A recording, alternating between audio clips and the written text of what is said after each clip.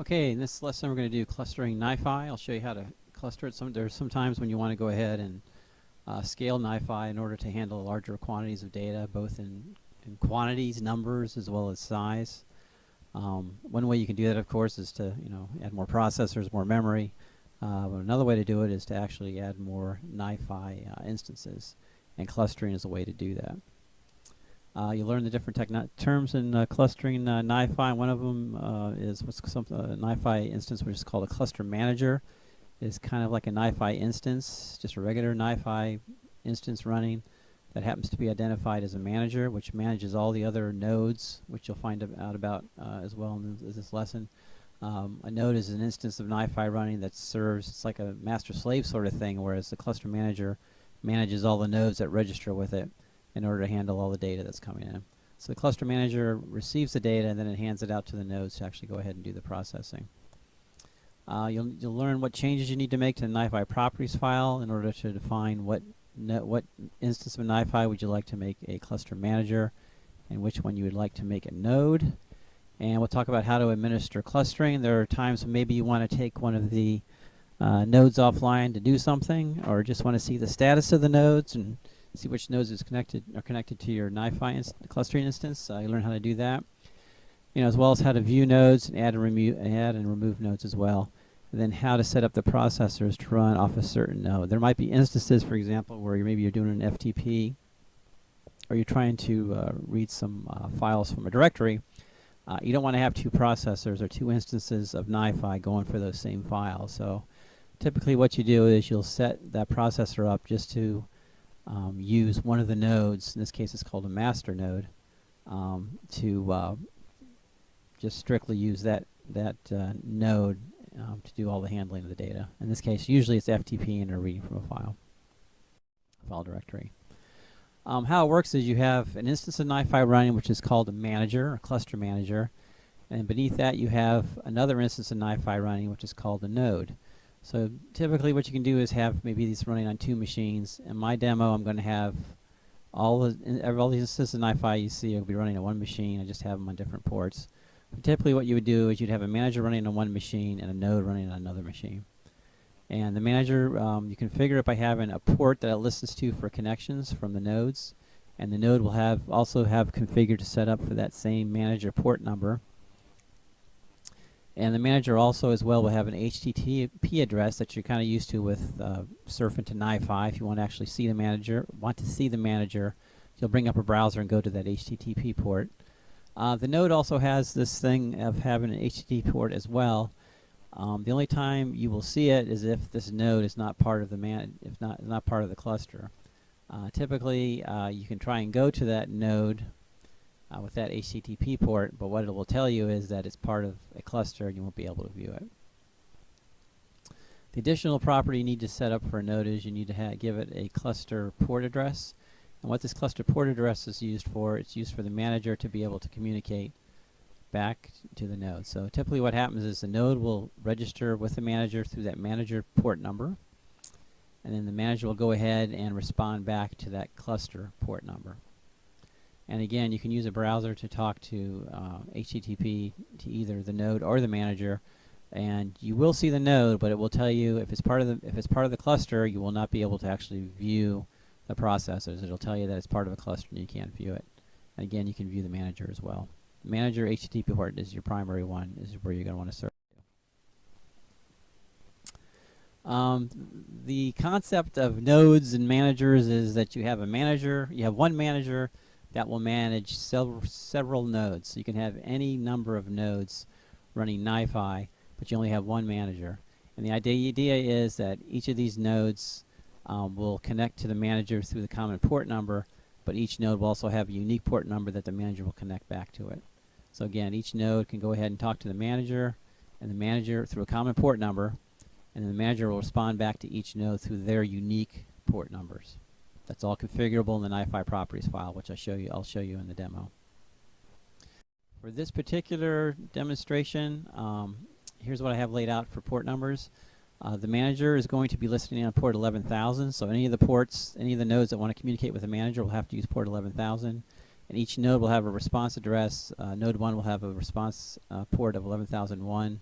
Node 2 will have a response a port of 11,002.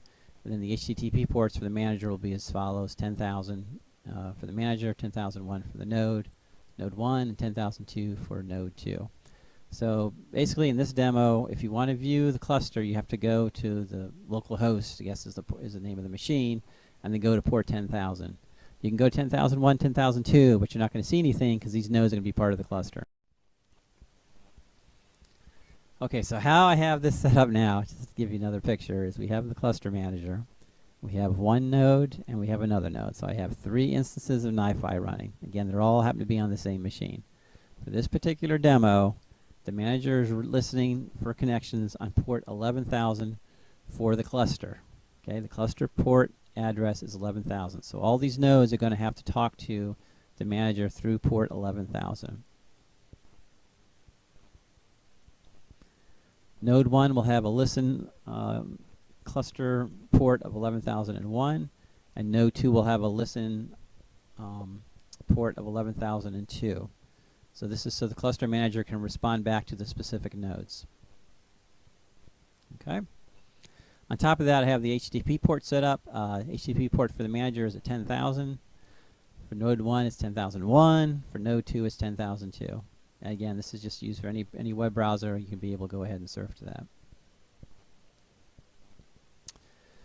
The only thing now is, if you want to just follow along in this demo, I have a directory which I created called N. And basically for this demo, what I'm going to do is generate some flow files and just write them to this N directory. And we'll be doing it using clustering. All right, so in this configuration, I have a demo directory. And in it, I have 3 instances of NiFi that it's going to be running. One instance is going to be the cluster manager, so I have a directory here called CM. And I just did a regular NiFi installation in the CM directory. That'll be our cluster manager configuration. And then I have a node 1 directory set up for one of our nodes, obviously. Again, same deal, I just unzipped NiFi in that directory, and then I have node 2, which is going to represent our other node in this cluster. So we're going to have 3 instances of NiFi running on this machine. One of them is going to be called, we'll call it the cluster manager. Another one's going to be called node 1, and the other one's going to be called node 2. In each of the associated properties file, if you look here in the cluster manager, for example, and we'll drill down into the conf directory, there's a NiFi configuration file which you need to configure so that we can set up clustering. So what I'm going to show you here is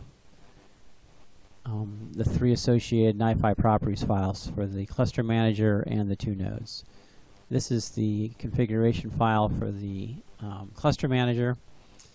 I'm going to show you 2 parts here of each configuration file. So here's the cluster manager. Basic setting, I give it the host name is going to be called manager. The port that it's going to run on is port 10,000. And then I gave it a banner name of manager NiFi. Just standard NiFi configuration stuff. I'll show you the cluster stuff in a minute. For node 1, same deal. I just called it node 1 as the name. I gave it a port number of 10,001. And then I put some banner text here that says node 1 NiFi. And then for node 2, same deal. I call it node 2. And then the port address is 10,002. So the important thing to remember here is for doing just a regular HTTP surfing to a web page, to access the cluster manager, it's going to be on port 10,000. To access node 1, it's going to be on port 10,001. And to access node 2, it's going to be 10,002. To set up the actual clustering, you're going to have to go to the end of the NiFi properties file and actually have to change some settings there at the bottom. So on the first instance, I show you the example of how to set a NiFi instance to be a cluster manager. So up here is the node part. We'll ignore that for now. For this instance, for the cluster manager, we're going to set this to true, give it the name of manager, and then we're going to have a port number that all these the cluster manager is going to talk to the nodes on. Everybody's going to go through port 11,000. It's just something I defined. So that's the cluster manager. For node 1, we're going to go up here to the node properties. We don't care about the manager properties because there's not going to be a manager, it's going to be a node. So we set the node to true, give it the name, then we also give it the address for this specific node. It's got to be unique, so in this case we'll name it 11,001 for node 1. And then we tell it where the cluster manager is located. So again, port 11,000 is the name of the cluster, is where the cluster manager is located for the port. And then for node 2, we do the same thing, except just give it the name of node 2, and then the protocol port is going to be 11,002. And again, we have to set the we have to tell the node where the cluster manager, what port the cluster manager is listening to for connections. In this case, it's going to be port 11,000. All right, so what I'm going to do now is start up the 3 instances. We'll start up the cluster manager and the node 1 and node 2. It really doesn't matter which order you put them in, because just wait a bit, the nodes will go ahead and register themselves to the cluster manager. So let's go ahead and get that up and running, and I'll show you what that looks like. Okay, so we went ahead and surfed to our cluster manager at port 10,000, like I told you. If we try to go to the other instances, 10,001 for node 1 and 10,002 on node 2, I'll show you what that looks like.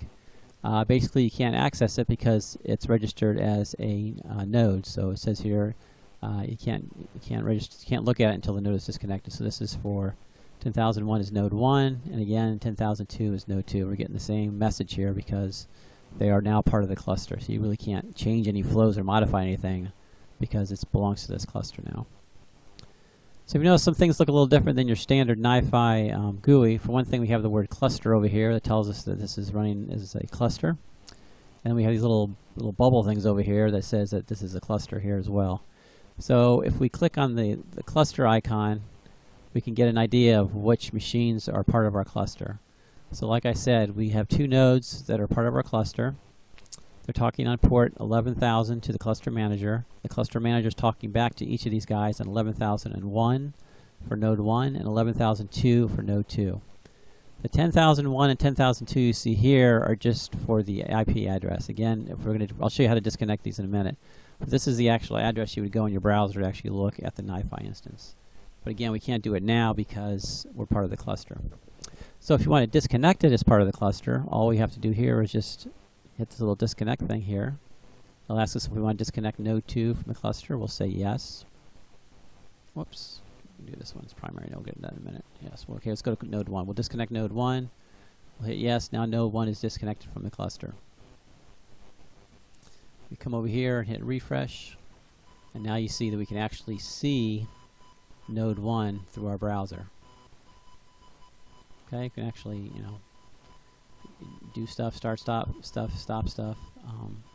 And node 2 we actually can't see because it is part of our cluster. Deal is you got to have at least one of these guys associated with it. I can't disconnect both of these as part of the cluster because you have to have at least one node connected to the cluster. So let's connect this back up again. Hit yes. All right, that's connected back up. And we're going to hit refresh because it shows right now we have 1 out of 2 nodes connected. Remember, we disconnected the other one, so we'll hit refresh. We should have 2 out of 2 connected now. Okay, and we'll get a little log message here that says, hey, we've connected some nodes, we've disconnected some nodes. So this shows the info message of when we disconnected a node and an info message of when we connected the node back. And right, so what I did here is I have a simple flow set up where I generate a flow file every second. Let's see, we'll look at this. Okay, every second I'll generate a 1 kilobyte flow file. I'll append the end of the name .text to it, to the file name, and then I just write it to this file directory called demo in. And if you want to look at the demo in directory, you can see right now I have a lot of files in here. Lots and lots of files. So we're going to start pulling them in a minute, but I just wanted to show you all the files we have in here and how the flow looks. Okay. Another thing you can do is you can look at the history. So let's go ahead and let's just see. So we have 2 nodes, and both nodes are doing this flow here. It's kind of working back and forth, where it should be kind of equal distribution for the work that each of these is doing. So if we hit stats, we can see which nodes have been doing the work for this particular instance. So we were looking at, let's see, put file. So we want to look at the files. Let's say we want to look at the flow files that have been written in. Oops. Flow files in. So here's everything you want to know about the flow files that have come into this particular processor. It shows both nodes, and it also shows the cluster. If we can we can highlight what node's getting the traffic and which node isn't, and we can just look at the whole cluster to see what the throughput is. This is probably what you're used to seeing if you're just running one instance of NiFi. Or we can see if one cluster is getting more of a load than another. So in this instance, they're both pretty much getting the same kind of load because it's being leveraged back and forth. I'm going to change that in a second. So what I'm going to do now is I'm going to take one of these nodes off the cluster, and what we should see is one of these nodes should go ahead and start picking up the slack for processing all the data. In this case, just writing the data to a file. So let's go ahead and just disconnect one of these nodes. We'll get into the primary thing in a minute, but let's just disconnect this. Alright, so now we only have really one node hooked up to the cluster, and that is node 2. So node 2 is now doing all the work. Node 1 is doing absolutely nothing because it's now off our cluster. So let's let this run for just a little bit. And let's see how we're doing with our processing. So again, we turned off one of the nodes, so really only one of these nodes should actually be processing the data. So if we look here, kind of blow this part up here, we see that node 1 has stopped processing data because we turned it off basically. But we can see that node 2 is picking up the slack and is just continuing to process the data. In this case, it's just writing all the flow files into a directory. Okay, so let's go ahead and turn node 2 back on. Sorry, node 1 back on.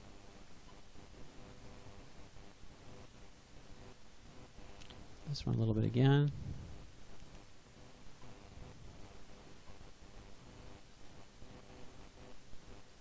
Refresh it. Okay, we got 2 out of 2. And we can see now that node 1 is up and running and node 2 is up and running. Okay. So another thing the cluster manager has, it's got this concept of one of them being a primary. So if you look over here, one of these, if you had a whole bunch of nodes here, maybe 10 or 20 of them, one of them is designated as being the primary, and I'll show you what that means in a minute. You can identify anyone you want to be the primary. NiFi will do it for you automatically when things start registering. If I want to change it, I can make this one the primary. So now node 1 is the primary. It's however you want to configure it. So what having a primary node does is lets you specify when you have one node, you want one node just to do a specific function or run a specific process. For example, if you're FTPing something or you're trying to read a file off a directory, you don't want to have 2 nodes or 2 machines competing for the same file. You're going to have problems there and errors there. So let me show you how that works. Let's see. Okay, so I have another flow I've added where it's actually going to get the files from the directory. And because I haven't specified which node I want to use this get file processor, both nodes are going to try to get files from the directory. And what's going to happen is we're probably going to get some errors where one of the nodes is going to grab the file, and at the same time the other node is going to try and grab the file, and it's going to say that it can't find it. So let's go ahead and enable this and see what we get here. We've probably got a couple hundred files in that directory right now. And let's see if we get any errors.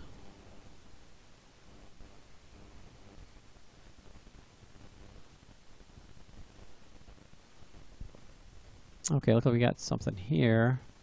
And we got an error, failed to import data from blah blah blah, gives us the file name. So probably what happened is probably node 1 grabbed the file before node 2 could get to it. So between the time node 2 saw the file and tried to grab it, node 1 had probably already grabbed it.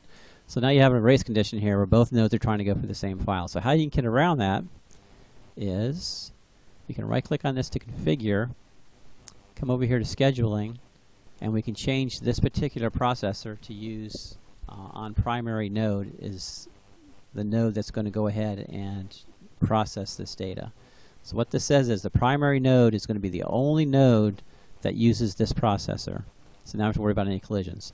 And again, the primary node has been defined up here by you depending on which node you want to do. So in this case, this is the primary node here. And it tells you here because it's primary. So let's wait a minute for this error message to clear out. We'll try it again. And why don't I, while I'm at it, make this run on the primary node as well. So let's go ahead and configure this processor to just run on the primary node. So again, all this is just going to go through the primary node, which again is going to be node 1. Okay. So all the data is going to be received. Both nodes are using this processes. These set processes over here. We're just going to use node 1 to read the data from the file and then actually log it. So let's go ahead and run that, and hopefully we shouldn't see any more error messages.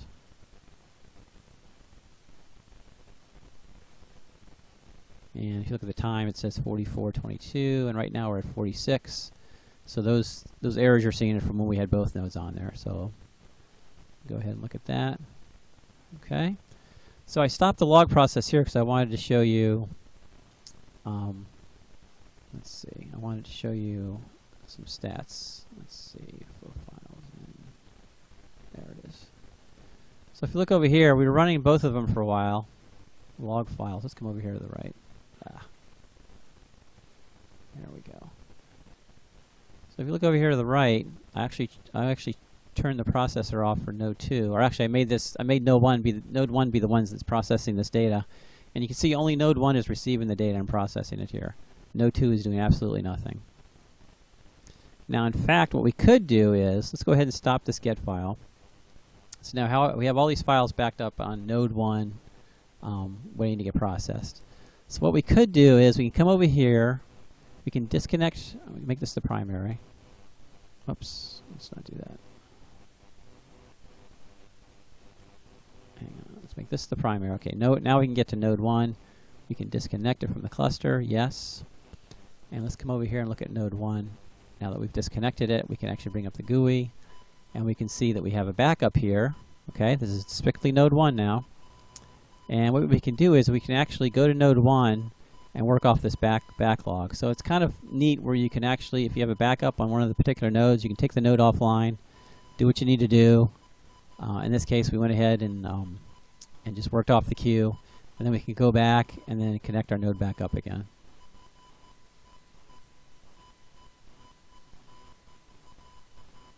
Let's see if it comes back, and it came back. Okay, so again, these three nodes over here, or these three processes over here, are using both nodes. These two processes are just using node 1 to do the processing. And in order to define the primary node, you can come up here and set that as well. Lesson 9 recap. All right, in this lesson I showed you how to do clustering with NiFi. Specifically, I showed you how to modify the NiFi.properties file so that you can define NiFi when it starts up to actually be in a cluster. And you can define whether you want that instance of NiFi to be either a cluster manager, which will manage all the NiFi node connections, or actually be a node, which will be one of the pretty much the slaves of the NiFi cluster manager that will go ahead and actually process the data. And I showed you how to configure things. So for the manager, I can show you right here in the NiFi properties. Here are some things that you need to set up. You need to, you can give it the host name. I just gave, in this case, for this example, I gave it the host name of manager. You set the HTTP port. This will be the port that you surf to in your web browser to actually view the cluster. In this case, again, it was 10,000. And then further down in the NiFi properties file, you actually define that this instance of NiFi is going to be a cluster manager by setting that flag to true. And then give it what the name is, and then you give it, more importantly, you give it the protocol port number. In this case is 11,000, that all the nodes are going to connect to in order to go ahead and register as part of a node to this cluster. I also showed you what a node is and how to configure the NiFi properties file for a specific node. In this case, it's similar to how you set things up for the manager. You give it the host name. In this case, I gave it node 1, gave it a unique port number, 10,001. And then further on down, I said that as opposed to saying that this cluster is a manager, I said this cluster is a node, set that to true. I gave it the name again, and then told it what is the listening port number that the cluster manager will respond to when it gets connections. In this case, for node 1, I set it to 11,001, and I also said the name of the cluster manager to connect to, and also the common data port number that we'll connect to for the cluster manager. In this case, it's 11,000. So again, in this particular instance, all nodes will connect to port 11,000, but each of them will have their own unique port number that the cluster manager will respond back with. And then finally, I showed you how to view the cluster settings and administer the nodes. Basically, I showed you how to add and remove nodes, and then set a primary node. Again, it's just as simple as surfing to that, in this case, the 10,000 port number, and then going to the cluster configuration on the far right, all those little bubbles you saw. You can actually see what nodes are registered with your cluster, and then you can administer them that way as far as removing them or adding them and seeing what they're looking at. And then we showed you how to disconnect a node from a cluster. And then once we disconnected that node, then we can actually go ahead and surf to the port number. In this case, I think it was 10,001. You can actually see your NiFi display and actually do stuff with it. And I think in this case, we actually worked off a backlog that we had as far as some of the data files that were backlogged on node 1, I think it was. And then we looked at the history to see that, you know, if you wanted to see if some nodes are working harder than others, or maybe there's a backlog on one node and another. Sometimes some nodes might get hung up. You want to go ahead and do that as well. And then how to use a particular processor. The one thing I guess I did leave out was that when you're running this cluster manager stuff, the flow file is actually replicated across all the nodes. So really, the flow file is called, I think it's called flowfile.tar as opposed to flowfile.tar.gz, and that file is actually replicated across all the nodes. So really, the cluster manager has the primary flow file that's replicated across all the nodes. And then I also showed you how to set a particular processor just to use one of the nodes. And again, this is good for cases where maybe you're accessing a file directory and you don't want to have all these nodes with the same processor trying to grab the same file, because you'll get some errors because one node will grab the file and another node will try and look for it. It won't be there, so you'll get some error messages generated that way. So by setting it to use the primary node, you can just dedicate one node to that particular processor. That's it.